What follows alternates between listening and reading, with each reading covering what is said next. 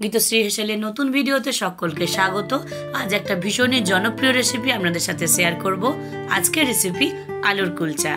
জেনে হোক বা না জেনে প্রত্যেকেই এই রেসিপিটা বানিয়েছেন, তবে কিভাবে বানালে এটা পারফেক্ট হবে আর খেতেও লাগবে অতটাই সুন্দর, তার জন্য ভিডিওটা শেষ অবধি দেখতে হবে, কোনো রকম স্কিপ না করে। মাত্র অল্প কয়েকটা ঘরোয়া উপকরণ দিয়ে দারুণ স্বাদের এই আলুর কুলচা কিভাবে বানিয়ে নেবেন দেখে নিন রেসিপিটা। প্রথমেই একটা পাত্রের মধ্যে 300 গ্রাম ময়দাকে একটা বাটির সাহায্যে মেপে নেব। এরপর চিনিটাকে পাউডার করে 1 চামচ এর মধ্যে দিয়ে দেব। চাইলে আপনারা গোটা চিনিও দিতে পারেন। তারপর দিয়ে দেব 1/2 চামচ নুন। খুব ভালো করে নুন আর চিনিটা ময়দার সাথে মিশিয়ে নেব। তারপর মাঝখানটা একটু ফাঁকা করে তার মধ্যে 4 চামচ টক দইকে খুব ভালো করে ফেটিয়ে এর মধ্যে দিয়ে দেব। এখানে আপনারা ইস্ট ব্যবহার করতে পারেন, কিন্তু ইস্ট যেহেতু সবার বাড়িতে থাকে না, তাই আমি এই পদ্ধতিটা অবলম্বন করলাম। দিয়ে দেব 1/2 চামচ খাবার সোডা আর 1.5 চামচ বেকিং পাউডার। দইয়ের সাথে খুব ভালো করে বেকিং পাউডার আর খাবার সোডাটা মিশিয়ে নেওয়ার পর মিনিট 2-3 অপেক্ষা করব। যখনই দইটা একটু ফুটে উঠবে তার মধ্যে 1 চামচ সাদা তেল ছড়িয়ে দেব ময়মের জন্য। এখানে তেলের পরিমাণটা অল্প রাখতে হবে, না হলে ময়মটা বেশি হয়ে গেলে খাস্তা হয়ে যাবে। কুলচা একটু নরমই ভালো লাগে, তাই যদি খাস্তা হয়ে যায় খেতে খুব একটা ভালো লাগবে না। খুব ভালো করে সবকিছু হাতের সাহায্যে একটু মিশিয়ে নেওয়ার পর অল্প অল্প জল অ্যাড করতে করতে একটা ডো বানিয়ে নিতে হবে। একবারে অনেকটা জল দেওয়া যাবে না, অল্প অল্প জল অ্যাড করতে করতে ময়দাটাকে ঠেসে ঠেসে একটা ডো বানিয়ে নিতে হবে। ডোটা বানানোর সময় যদি হাতে লেগে যায় সেক্ষেত্রে ভয়ের কোনো কারণ নেই, কারণ এই ডোটা একটু নরমই হবে আর ভীষণই সফট হবে। তাই জন্যে খুব ভালো করে ঠেসে নেওয়ার পর ওপর থেকে 1 চামচ সাদা তেল দিয়ে আবারও খুব ভালো করে এটাকে ঠেসে নেব। তারপর আধ ঘন্টা মতো এটাকে একটু রেস্টে রেখে দেব। আলুর কুলচার পুর বানানোর জন্য 3টে মাঝারি সাইজের আলুকে সিদ্ধ করে সেটাকে গ্রেট করে নেব। আপনারা চাইলে ম্যাশ করে নিতেই পারেন। এরপর এটাকে চটপটা বানানোর জন্য 1/2 চামচ কালো নুন, 1 চামচ রেগুলার বেসিক নুন, একটা মাঝারি সাইজের পেঁয়াজকে ছোট ছোট করে কিমা করে দিয়েছি। পেঁয়াজটা চাইলে আপনারা স্কিপও করে যেতে পারেন। দিয়ে দেব ঝালের জন্য কাঁচা লঙ্কা, আদা আর ধনেপাতা। এখানে এই সবজিগুলো ছাড়াও আপনারা চাইলে গাজর, মটরশুঁটি, অন্য যে কোনো সবজি ব্যবহার করতে পারেন। আরও একটু চটপটা বানানোর জন্য গোটা জিরেকে কাঠখোলায় ভেজে সেটাকে গুঁড়িয়ে নিয়েছিলাম, সেটাও দিয়ে দেব। পুরটাকে এইভাবে সাদা না রেখে একটু কালারফুল করার জন্য দিয়ে দেবো 1 চামচ কাশ্মীরি লঙ্কার গুঁড়ো।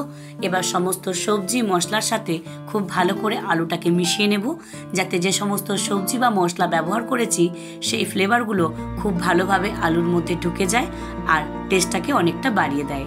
খুব ভালো করে সবটাকে ম্যাশ করে নেব। কুলচার পুর রেডি। অন্যদিকে ময়দাটাকে একবার চেক করে নেব। আধ ঘন্টা পর ঢাকা খুলে দেখুন ময়দাটা কতটা সফট হয়ে গেছে। খুব ভালো করে আবারও একবার ময়দাটাকে একটু ঠেসে নেব। ভালো করে ঠেসে নেওয়ার পর একে একে এই মণ্ড থেকে আমি নিচি কেটে নেব। যেহেতু কুলচাগুলো বেশ মোটা মোটা হয়, তো সেই কারণেই বড় বড় রাখতে হবে। তারপর সেগুলোকে আঙুলের সাহায্যে প্রেস করে একটা বাটির আকারে তৈরি করে নেব। যখনই বাটির আকারে তৈরি করে নেব তারপর তার মাঝখানে আগে থেকে বানিয়ে রাখা পুরটা দিয়ে খুব ভালো করে আমি পুরটাকে কভার করে নেব, যাতে কোনো রকম পুর বেরিয়ে না যায় সেই কথাটা অবশ্যই মাথায় রাখতে হবে। একইভাবে বাকি সবকটা নেচির মধ্যেই পুরগুলোকে ভরে সেগুলোকে কভার করে নেব। এবার নেচিগুলোকে বেলে নেওয়ার জন্য প্রথমেই একটু শুকনো ময়দা দিয়ে তার উপর নেচিটা রেখে আলতো হাতে লম্বাভাবে কুলচাটাকে বেলে নিতে হবে। কুলচা ডিম্বাকৃতি বা লম্বা হয়, তাই একই দিকে খুব সাবধানে যাতে পুরটা বেরিয়ে না যায় এইভাবে একটু বেলে নেব। ওপর দিকে কোনো রকম শুকনো ময়দা দেওয়ার দরকার নেই, তার পরিবর্তে কালো তিল, সাদা তিল আর ধনেপাতা দিয়ে হালকা গার্নিশ করে আলতো হাতে আবারও একবার হালকা করে বেলে নিতে হবে, যাতে এগুলো খুব ভালোভাবে ময়দার সাথে মিশে যায়। ভালো করে বেলে নেওয়ার পর সেগুলোকে তুলে একটা পাত্রের মধ্যে রেখে দেব। কুলচা বেলা খুবই সহজ, তাও আপনাদের সুবিধার্থে আবারও একবার দেখিয়ে দিচ্ছি। প্রথমেই শুকনো ময়দা দিয়ে একটু লম্বাভাবে নেচিটাকে বেলে নিয়ে তার উপরে কালো তিল, সাদা তিল আর ধনেপাতা দিয়ে গার্নিশ করে আবারও সামান্য আলতো হাতে এটাকে একটু বেলে নিতে হবে, যাতে ওপরে সাদা তিল, কালো তিল আর ধনেপাতাটা খুব ভালোভাবে ময়দার সাথে মিশে যায়। এবার সেগুলোকে তুলে একটা পাত্রের মধ্যে রেখে দেব। একইভাবে সবকটা কুলচাকেই আমি বেলে নেব।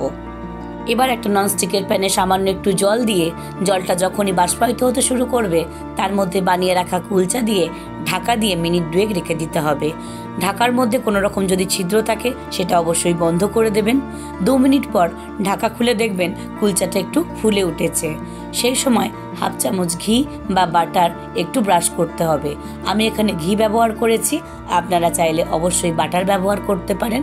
আর গ্যাসের ফ্লেমটা অবশ্যই মিডিয়াম রেখে দেবেন।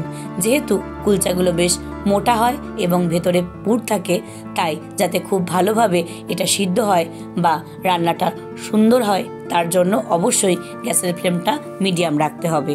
অপর পিঠেও হাফ চামচ ঘি দিয়ে খুব ভালো করে ঘিটাকে ব্রাশ করে নিতে হবে। ঢাকা দিয়ে আবারও মিনিট খানেক একটু রেখে দিতে হবে। যখন দুপিঠেই খুব সুন্দর একটা হালকা ব্রাউন কালার চলে আসবে সেগুলোকে তুলে একটা পাত্রের মধ্যে রেখে দিতে হবে। কুলচা বানানো ভীষণই সহজ, তাও আপনাদের জন্য আবারও বলে দিচ্ছি। সামান্য একটু জল দিয়ে যখনই জলটা বাষ্পায়িত হতে শুরু করবে তার মধ্যে বানিয়ে রাখা কুলচা দিয়ে ঢাকা দিয়ে মিনিট খানেক রাখতে হবে। ঢাকা দেওয়ার সময় যেটা মাথায় রাখতে হবে, কোনো রকম ছিদ্র যেন না থাকে, মানে বাষ্পটা যাতে বাইরে বেরিয়ে না আসে।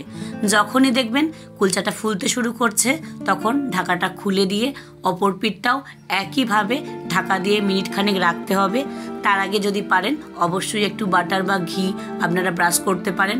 আর যদি মনে হয় এখানে কোনো রকম ঘি বা বাটার ব্যবহার করব না, সেক্ষেত্রে আপনারা স্কিপও করে যেতে পারেন। তফাৎ খুব একটা হবে না, শুধু কালার চেঞ্জ আর একটু বেশি ভালো ফ্লেভার আনার জন্যই আমি এখানে ঘিটা ব্যবহার করেছি। দুপিঠেই সামান্য একটু ঘি ব্রাশ করে যখনই সুন্দর একটা হালকা গোল্ডেন ব্রাউন কালার চলে আসবে সেগুলোকে তুলে একটা পাত্রের মধ্যে রেখে দেব। একইভাবে আমি সবকটা কুলচাকে বানিয়ে নিয়েছি। রেসিপিটা বানানো যতটাই সহজ, মাত্র অল্প কয়েকটা উপকরণ দিয়ে আপনারা যত সহজেই বানিয়ে নিতে পারেন, কিন্তু টেস্টটা হবে একদম রেস্টুরেন্টের মতো।